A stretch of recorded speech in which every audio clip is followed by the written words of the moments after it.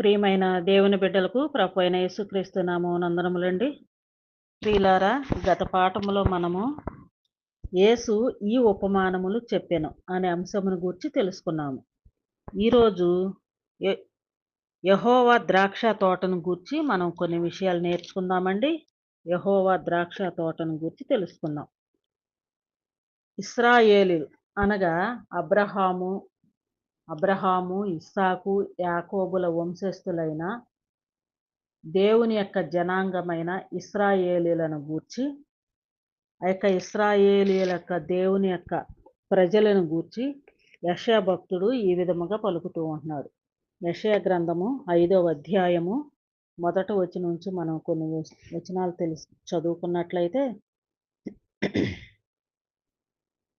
నా ప్రియుని గూర్చి పాడేదని వినుడి, అతని ద్రాక్ష తోటను బట్టి నాకిష్టుడైన వానిని గూర్చి పాడేదని వినుడి.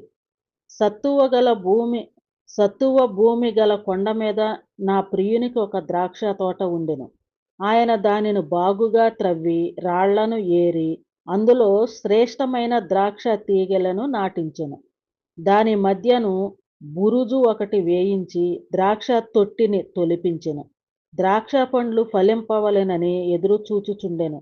కాని అది కారు ద్రాక్షలు కాచెను. కావున యెరూషలేము నివాసులారా, యూదావారలారా, నా ద్రాక్ష తోట విషయము నాకు న్యాయము తీర్చవలెనని మిమ్మును వేడుకొనుచున్నాను. నేను నా ద్రాక్ష తోటకు చేసిన దానికంటే మరేమి దానికి చేయగలను? అది ద్రాక్ష పండ్లు కాయునని నేను కనిపెట్టినప్పుడు అది కారు ద్రాక్షలు కాయుటకు కారణమేమి? ఆలోచించుడి. నేను నా ద్రాక్ష తోటకు చేయబోవు కార్యమును మీకు తెలియజెప్పెదను. ప్రియులారా, ఇక్కడ మనం గమనించినట్లయితే ఇశ్రాయేలీయులు, దేవుని యొక్క జనాంగమైన ఇశ్రాయేలీయులు. ఆ యొక్క ఇశ్రాయేలీయులు అంటే దేవునికి ఎంతో ఇష్టం. ఎందుకంటే దేవుడు వారిని ప్రత్యేకంగా ఏర్పాటు చేసుకుని ఉన్నాడు. వారు పాపము చేసినప్పుడు వారిని చెరకు అప్పగించి, అంటే ఐగుప్తిలో 400 సంవత్సరాలు వాళ్ళని భయంకరమైన శ్రమలు వాళ్ళు అనుభవించారు. తర్వాత వారిని ఆ యొక్క శ్రమల నుంచి విడిపించుకొని ఏ విధముగా తీసుకొని వచ్చాడో మనం గత పాఠాల్లో మనం తెలుసుకున్నాము. ఆ యొక్క ఇశ్రాయేలీయుల్ని ఎంతగా వారిని దేవుడు ప్రేమించాడో, ఎంతగా వాళ్ళని కాపాడుకుంటూ వచ్చాడో, ఆ యొక్క ఐగుప్తిని దాటుకొని వచ్చేటప్పుడు సముద్రాన్ని సహితం పాయలు చేసి తీసుకొని వచ్చాడు. వారికి ఆకలి అవుతుందంటే ఆకాశము నుంచి మన్నాను కురిపించాడు. దాహం వేస్తుంది అంటే బండలో నుంచి నీటినిచ్చాడు. రాత్రి వేళ చీకటి లేకుండా అగ్ని స్తంభాన్ని వెలుతురుగా ఉంచాడు. పగటి వేళ వాళ్ళకి ఎండ దెబ్బ తగలకుండా మేఘ స్తంభాన్ని ఉంచాడు.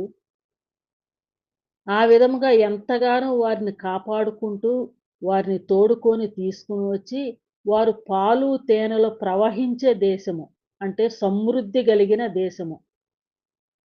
ఆ యొక్క సమృద్ధి కలిగిన కానాను దేశములో వారిని ప్రవేశింపచేసి, ఎంతగానో వాళ్ళని ఆదరించుకుంటూ, వాళ్ళని కాపాడుకుంటూ వచ్చి, వాళ్ళనెంతగానో దేవుడు అన్ని విషయాల్లో సహాయం చేసుకుంటూ, ఏ ఇబ్బంది లేకుండా వాళ్ళని కాపాడుకుంటూ వస్తే, వారు ఆ దేవునికే ఎదురు తిరిగారు.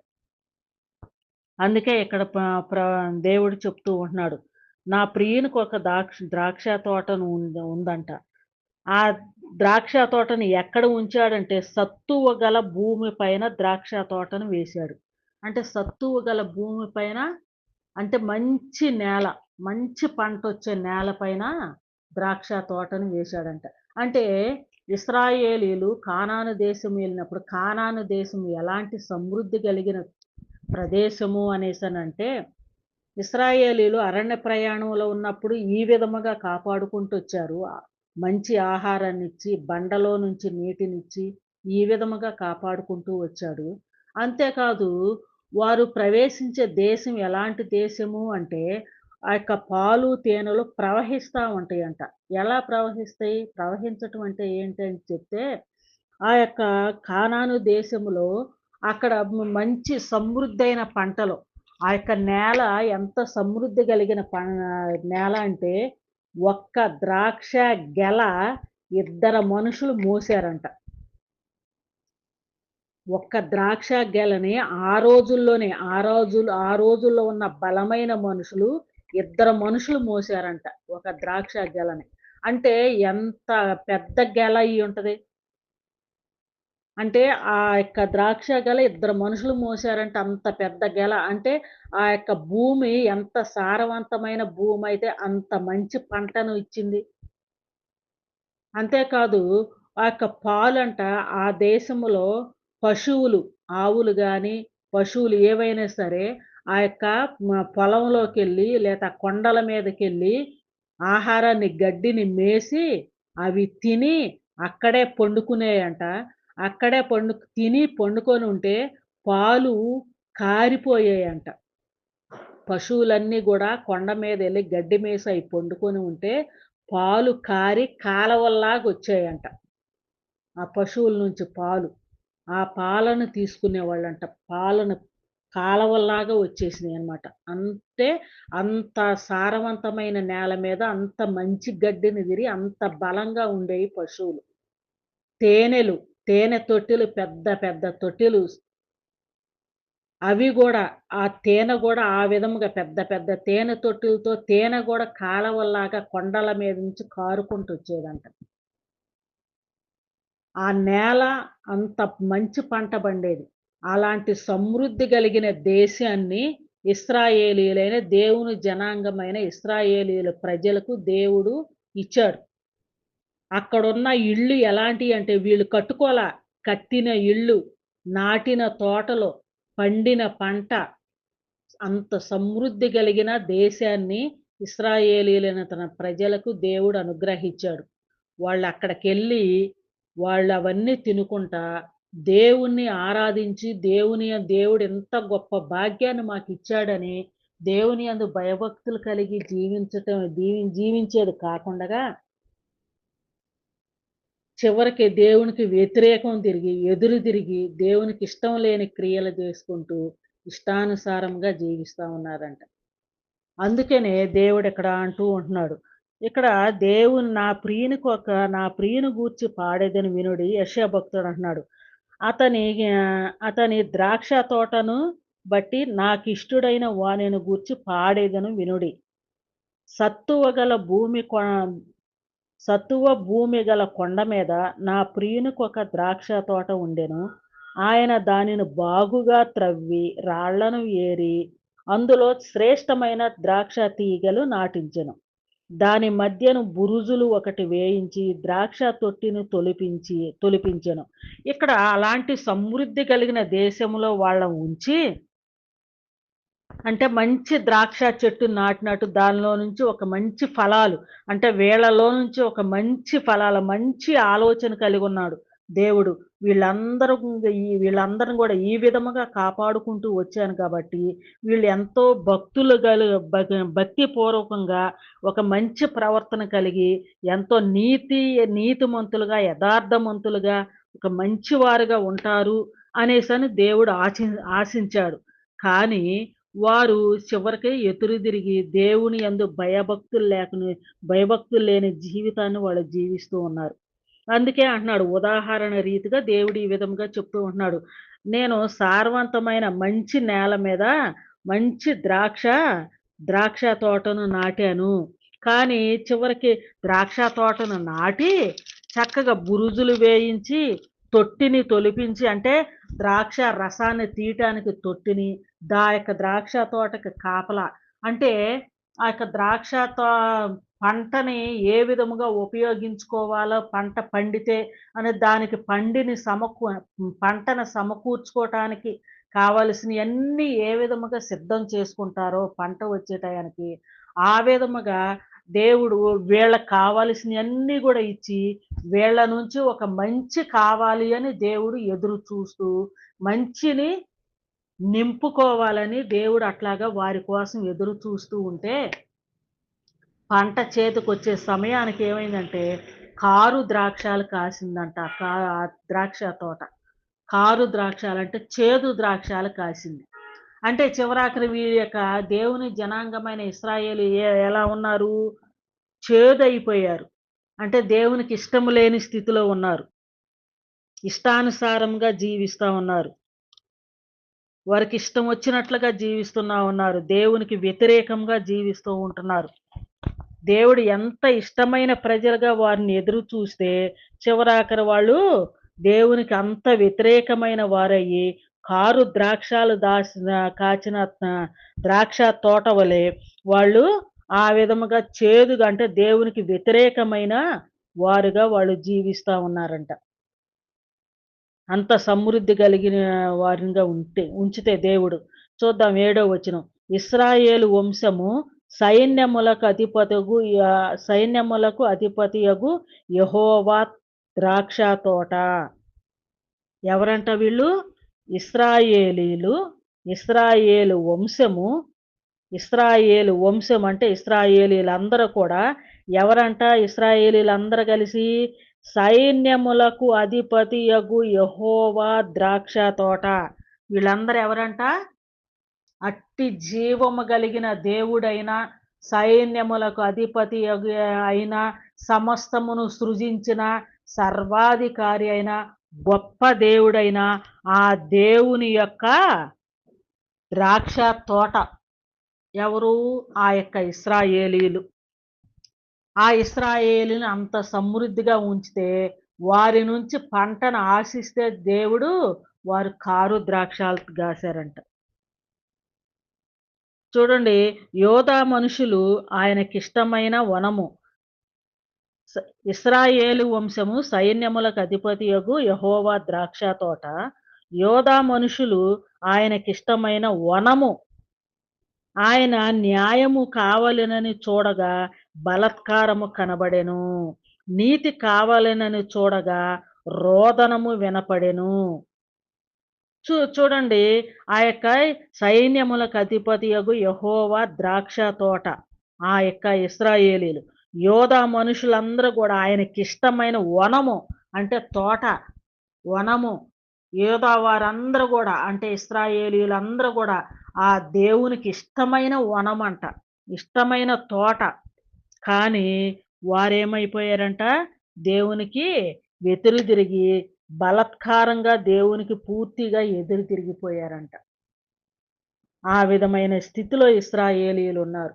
అలాంటి పరిస్థితిలో ఉన్నారు. పూర్తిగా దేవుడు ఎంత ఇష్టపడి, అంత సమృద్ధి కలిగిన ప్రదేశంలో వారిని ఉంచితే, వారు బాగా తిని, దేవునికి వెదురుదిరిగి, కారు ద్రాక్షాలు కాసినట్టుగా, చేదు ద్రాక్షాలు కాసినట్లుగా దేవునికి వెదురుదిరిగిపోయి, పూర్తిగా దేవుని మీద బలాత్కారముతో నిండిపోయారంట.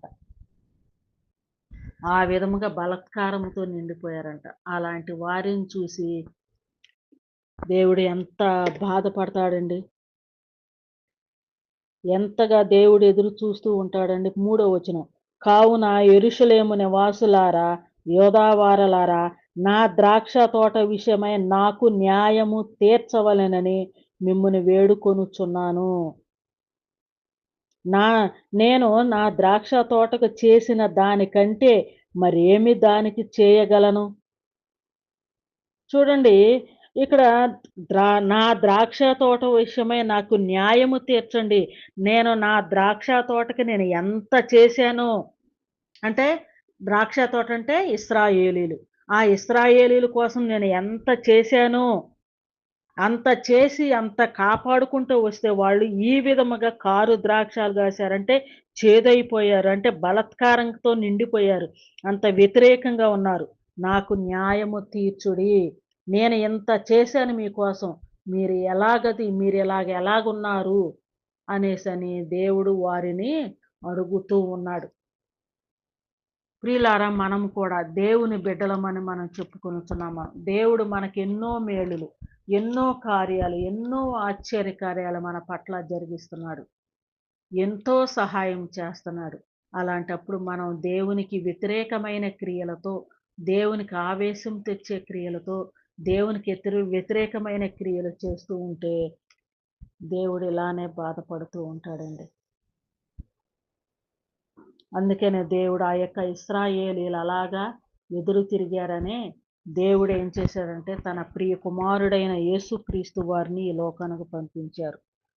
దేవుడు తన ప్రియ కుమారుడు అక్కడ ఇశ్రాయేలీయులు పూర్తిగా ఎదురు తిరిగారనే దేవుడు, తండ్రి అయిన దేవుడు, ఆ జీవము కలిగిన దేవుడు తన ప్రియ కుమారుడైన యేసుక్రీస్తు వారిని ఈ లోకమునకు పంపించి, సరే వాళ్ళు మనుషులు గనుక తెలుసో తెలియకో పాపములు చేశారు, తప్పు చేశారు. నేను ఎంత మేలు చేస్తున్నా వాళ్ళు ఎదురు తిరిగిపోయి నాకు ఎదురు తిరుగుతున్నారు.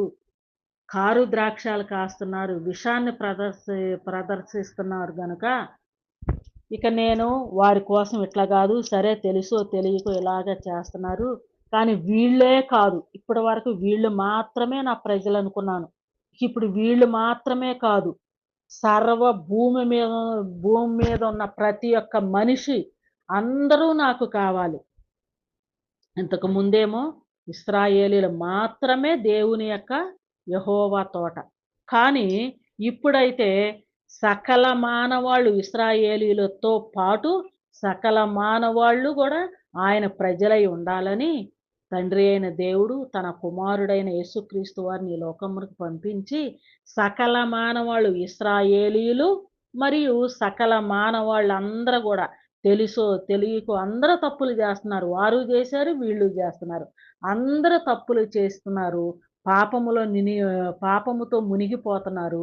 అలానే పాపముతో ఉండి, అలానే చనిపోతే అందరూ నిత్య నరకానికి వెళ్ళిపోతారు కనుక, తన ప్రియ కుమారుడైన యేసుక్రీస్తు వారిని ఈ లోకమునకు పంపించి, సకల మానవాళ్ళు చేసిన పాపమునకు తగిన శిక్ష మరణమును ఆయన వచ్చి యేసుక్రీస్తు వారు ఈ లోకమునకొచ్చి, ఆ పాపమునకు తగిన శిక్ష ఆయన శరీరమందు భరించి, ఆయన శరీరమంతయు గూడా నలగగొట్టబడి, ఆయన రక్తమంతయు గూడా ఆఖరి బొట్టు వరకు కార్చి, ఆయన పాపమునకు తగిన శిక్ష మరణమును ఆయన భరించి, ఆయన చిందించిన రక్తములో మన పాపములన్నీ కడిగి వేసుకొని, ఇకనైనా పరిశుద్ధులముగా ఉండగలిగితే, ఇక్కడ ఇప్పుడు అట్లా ఇశ్రాయేలీయులు వారిలోనూ, అలాగే సకల మానవాళిలోను అందరూ కూడా యేసుక్రీస్తు వారి యొక్క నామములో, ఆయన యొక్క రక్తములో పాపములు కడుగుకొని, తండ్రి, కుమార, పరిశుద్ధాత్మ నామములో బాప్తీసం తీసుకొనిన వారందరం కూడా ఆయన రక్షించుకొని, ఈ విధముగా రక్షింపబడిన వారందరం కలిసి ఆయన యొక్క తోటగా, ఇంతకుముందు ఇశ్రాయేలీయులు మాత్రమే ఆయన తోట. ఇప్పుడు యేసుక్రీస్తు వారి యొక్క రక్తములో పాపములు కడుగుకునే వారందరూ కూడా యేసుక్రీస్తు వారి యొక్క రక్త సంబంధీకులు.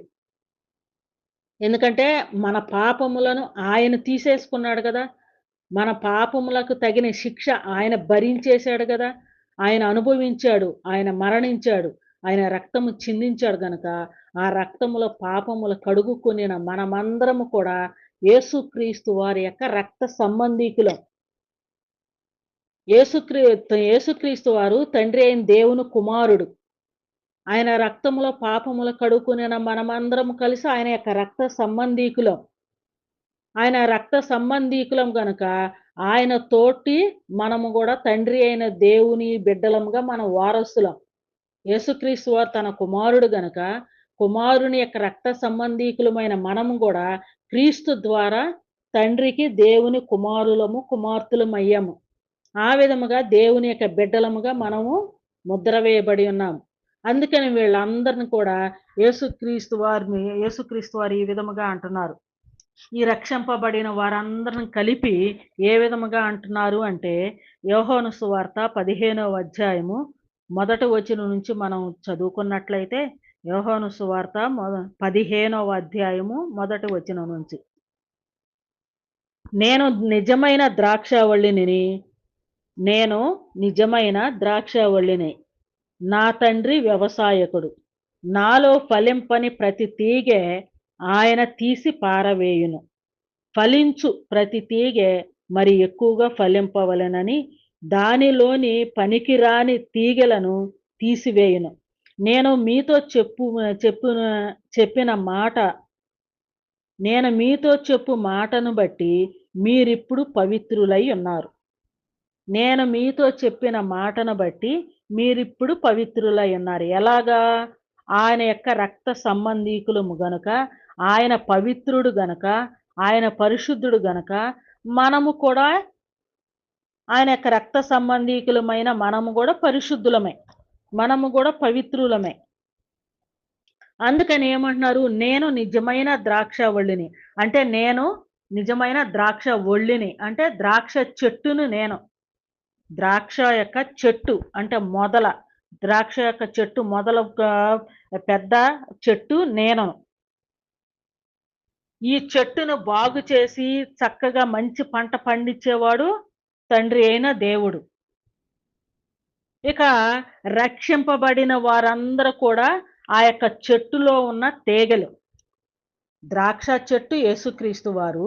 ఆ యేసుక్రీస్తు వారిలో ప్రాకుతూ ఉన్న ప్రతి తీగ కూడా రక్షింపబడిన వారందరూ కూడా ఆ చెట్టులో తీగలు. ఈ విధముగా, ఈ విధముగా దేవుని యొక్క ద్రాక్ష చెట్టుగా మనలను దేవుడు ఈ విధముగా అమర్చి ఉన్నాడు. అందుకే అంటున్నాడు, నేను నిజమైన ద్రాక్షవల్లిని. నా తండ్రి వ్యవసాయకుడు. నాలో ఫలింపని ప్రతి తీగె ఆయన తీసి పారవేయును. అంటే ఆయనలో ఉండి ఫలిస్తా ఉండాలి. క్రీస్తులో ఉండి మనం ఫలిస్తా ఉండాలి. ఒకవేళ ఫలింపనేది లేదనుకోండి, ఆయన తీసి పారేస్తా ఉంటాడు. ఫలింపనేది ఎలాగా? అక్కడ ఇశ్రాయేలీయులకి దేవుడు ఎంతో మేలు చేసి ఆయన తోటగా ఉంచి, మంచి ద్రాక్షాల కోసం ఎదురు చూస్తే కారు ద్రాక్షాలు కాసినందువల్ల వాళ్ళని తీసివేశాడు కదా! అలానే ఇక్కడ రక్షింపబడిన బాప్తీసం తీసుకొని దేవుని బిడ్డలమని చెప్పుకొనుచున్న మనమందరము కూడా నీతిగా, యథార్థంగా దేవుని బిడ్డలముగా మనం జీవించాలి. మన యొక్క మాటను మన యొక్క ప్రవర్తన గాని, మన యొక్క మాటలు కానీ, మన యొక్క క్రియలు కానీ ఇవన్నిటిని కూడా దేవునికి వ్యతిరేకమైనవేవి చేయకూడదు. కుళ్ళు, కుట్రాలు, ఈర్ష్యలు, స్వార్థాలు, కపటాలు ఇలాంటి ఏమీ గూడా లేకుండగా స్వచ్ఛమైన, నీతిగల, యథార్థమైన మనస్సు కలిగి మంచి పరిశుద్ధులుగా, పవిత్రులుగా జీవించాలి. ఆ విధముగా జీవించితేనే మనం ఫలిస్తాము. మంచి మనస్సాక్షి కలిగి, మంచి మనసు కలిగి, మంచి ఆలోచనలతో మనం జీవించినట్లయితే మనము దేవుడు మనల్ని ఫలింపజేస్తాడు. మన కుటుంబాలను గూడా ఫలింపజేస్తాడు. ఒకవేళ మంచి ప్రవర్తన లేకుండగా కుళ్ళు, కుట్రాలు, ఈర్ష్యలు, స్వార్థాలు, కపటాలు రకరకాలుగా ఇలాంటి ఆలోచనలు, దుష్టత్వపు ఆలోచనలు కలిగి గనక జీవించినట్లయితే వాళ్ళు దేవునిలో ఫలించరు. కపట ఆలోచనలు కలిగిన వారెవరు దేవునిలో ఫలించరు. దేవునిలో ఫలించిన తీగను ఇప్పుడు మనం ఒక చెట్టేస్తున్నాం. ద్రాక్ష చెట్టో, మల్లి చెట్టో, మల్లి తీగలో ఏవో ఏసామనుకోండి. ఆ యొక్క చెట్టులో లేదా ఆ తీగ సరిగా ఫలించకుండా అది గినక ఎండిపోయిందనుకోండి. ఆ చెట్టులో ఉన్న ఎండిపోయిన తీగనేం చేస్తాం? తీసి పడేసేస్తాం. అలాగే దేవుని బిడ్డలమని చెప్పుకొనుచున్న మనము దేవునికి అనుకూలమైన జీవితం జీవించకుండగా, దేవునికి వ్యతిరేకమైన జీవితాన్ని ఇలాంటి ఈ లోక సంబంధమైన కపటములతో కూడిన ఆలోచనలు చేస్తే, దేవుడు తనలో నుంచి ఆ తీగని తీసి పారవేస్తాడంట. అందుకనే ఫలింపని ప్రతి తీగను తీసి పారవేయును. నేను మీతో చెప్పిన మాటను బట్టి మీరిప్పుడు పవిత్రులై ఉన్నారు. మీరైతే ఇప్పుడు పవిత్రులే. కానీ ఫలించకపోతే ఇలాంటి ఆలోచనలు కలిగుంటే నాలో నుంచి తీసి పారవేస్తానంటున్నాడు. నా యందు నిలిచి ఉండుడి. మీ యందు నేనును నిలిచియుందును. నా యందు మీరుండండి. అంటే నేను ద్రాక్షవల్లిని. ఆ ద్రాక్షవల్లిలో ఆ తీగె కలిసిపోయి ఉంటేనే, ఆ చెట్టుకి తీగె ఉంటేనే, ఆ తీగె ఫలిస్తా ఉంటది. ఇంకా మరింత మరింత పాకుకుంటూ చెట్టు ఫలిస్తా ఉంటది. మంచి ఫలాలనిస్తా ఉంటది. అదే ఇలాంటి ఈ లోక సంబంధమైన ఆలోచనలతో ఉన్నామనుకోండి, అది ఎండిపోతది. తీసి పడేస్తా ఉంటారు. కానీ మీరైతే ఇప్పుడు పవిత్రులు గనక, నాలో మీరు నిలిచి ఉండండి, మీరు ఫలించండి. నాలో మీరు నిల్చున్నారనుకో, మీలో నేను కూడా నిలిచి ఉంటా. ఎలాగా? ఇప్పుడు ద్రాక్ష చెట్టు, అది దాని యొక్క ఏరులు భూమిలో ఉంటాయి. ఆ ఏరులు భూమిలో నుంచి ఆ యొక్క నీటిని గాని, భూమిలో నుంచి బలాన్ని, మంచి సత్వాన్ని తీసుకొని చక్కగా ఫలిస్తా ఉంటది. ఆ చెట్టులో నుంచి మంచి బలాన్ని తీగకి అందిచ్చిద్ది. అప్పుడు తీగ ఫలిస్తా ఉంటది. ఆ తీగ ఎప్పుడు ఫలిచ్చిద్ది? ఆ చెట్టులో ఉంటేనే, ఆ చెట్టు నుంచి వచ్చే బలాన్ని, ఆ నీటి చేతాన్ని గాని, నీరుని గాని, బలాన్ని భూమిలో ఉన్న బలాన్ని గాని, ఆ తీగను పొందుకుంటేనే తీగ ఫలించిద్ది. ఆ తీగ గనక చెట్టులో లేకపోతే అది ఎండిపోతుంది. అందుకనే మీరు నాలో ఉండుడి. నాలో ఫలించినట్లయితే, నాలో ఉన్నట్లయితే నేను మీలో ఉంటాను. అంటే చెట్టు గూడా చెట్టులో నుంచొచ్చే సారమంతా తీగలోకొచ్చిద్ది. ఆ తీగ చెట్టులో ఉంటే, చెట్టులో నుంచొచ్చే సారమంతా తీగలోకొచ్చిద్ది. తీగ ఫలించిద్ది.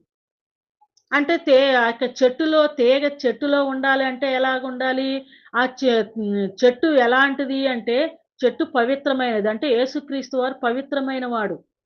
ఆ తీగ గూడా ఆ విధంగా పవిత్రముగా ఉండగలిగితేనే, చెట్టులో నుంచి వచ్చే సారాన్ని అంటే దేవునిలో నుంచి వచ్చే సారాన్ని ఆ తీగ పొందుకోగలిగిద్ది. దేవునిలో నుంచి వచ్చే దేవుని యొక్క దీవెనలను, ఆశీర్వాదాలను, మేలులను సమృద్ధిగా పొందుకోగలుగుతూ లేని యెడల ఎండిపోయిద్దనమాట.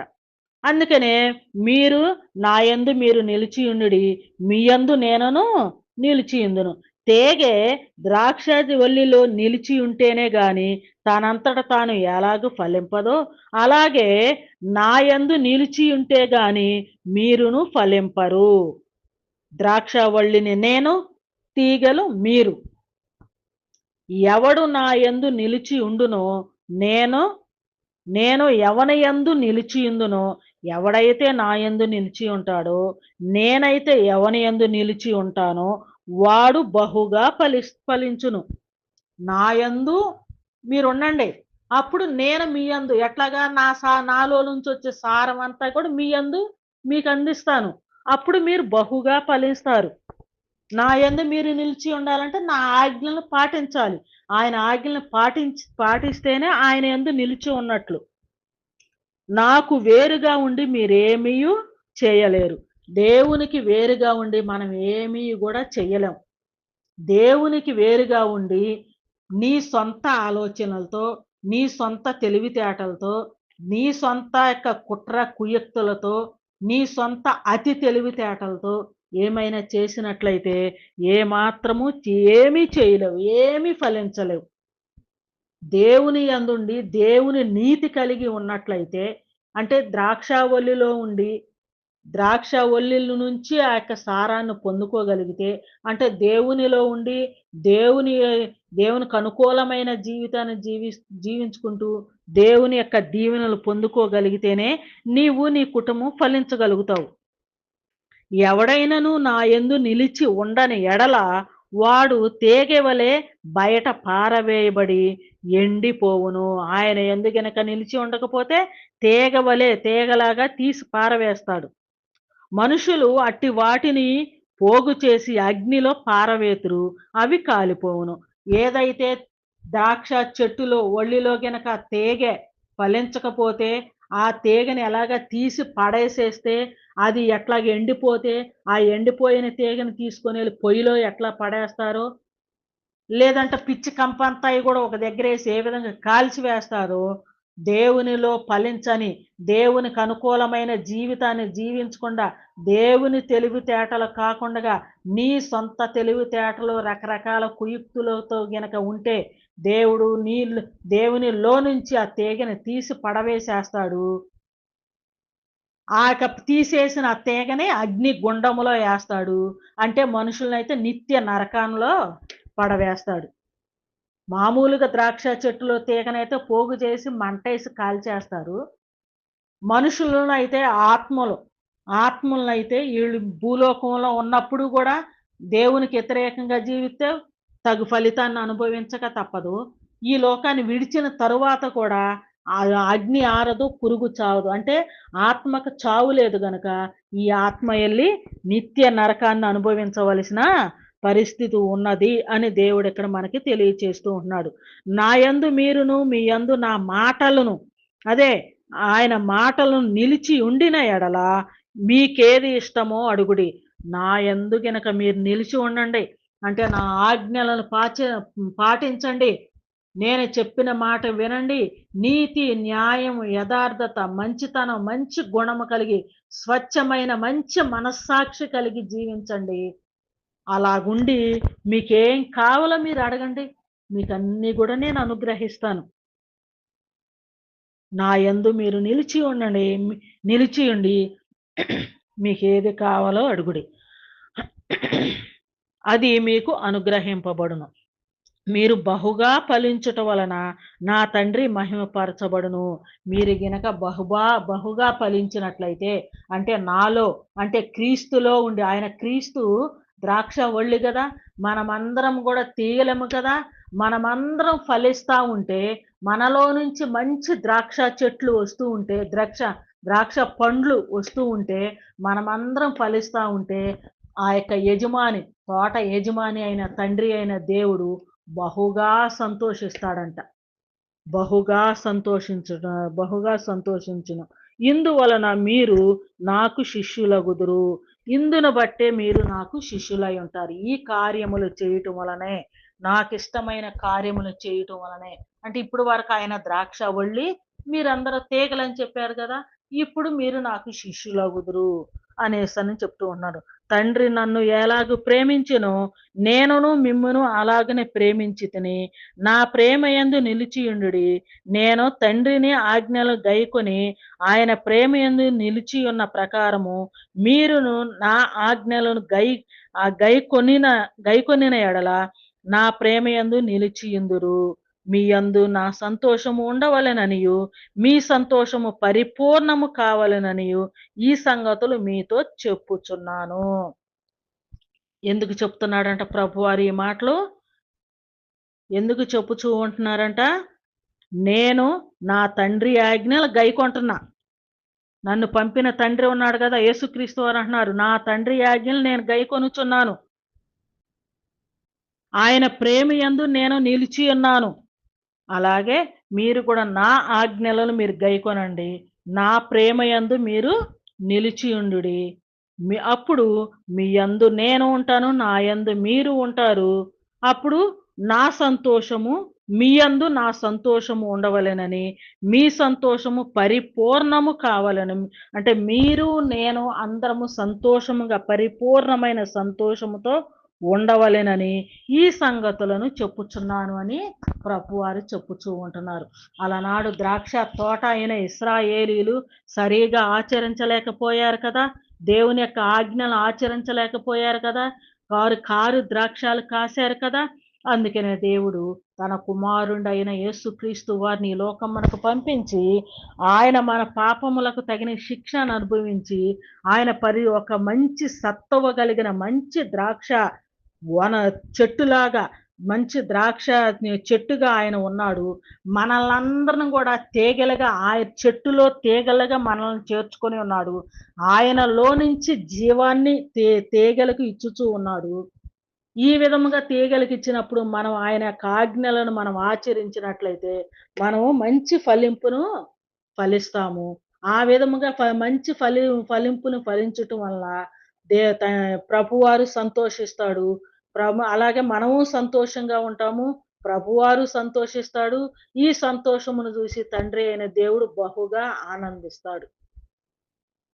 ఈ విధముగా ఆ తోట ఫలింపునివ్వలేదు కనుకనే, ఆ తోట వల్ల సరి అయిన ఫలితం రాలేదు గనుకనే, సరి అయిన ఆ యొక్క పంట రాలేదు గనుకనే తండ్రి అయిన దేవుడు యేసుక్రీస్తు వారి ద్వారా యేసుక్రీస్తు వారు అనబడిన ఈ యొక్క ద్రాక్ష చెట్టు ద్వారా మంచి పంట, మంచి ద్రాక్ష ఫలాలు కావాలని తండ్రి అయిన దేవుడు యేసుక్రీస్తు వారి ద్వారా అంటే పాత నిబంధనలోనేమో ఆ ఇశ్రాయేలీయులు ద్రాక్ష తోట వాళ్ళు ఫెయిల్ అయిపోయారు. అంటే వాళ్ళు ఫలించలేకపోయారు.